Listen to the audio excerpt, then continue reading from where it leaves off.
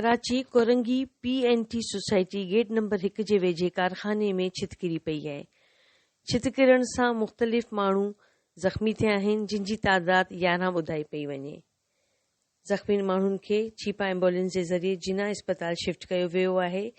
ज़ख़्मी थियण जी शनाख़्त में जेके नाला साम्हूं आया आहिनि, तिन में कामरान वल्द मुमताज़, अली डिनो वल्द अली नवाज़, सज्जाद वल्द रमज़ान, इफ्तिखार वल्द अब्दुल मजीद, अब्बास वल्द गुल हसन, शमशाद वल्द मोहम्मद उमर, गफ़ार वल्द शब्बीर अली, इंतज़ार वल्द मोहम्मद अयूब, पीरन वल्द नामालूम, आशिक वल्द अल्लाह बचायो, अब्दुल कुद्दूस वल्द याकूब।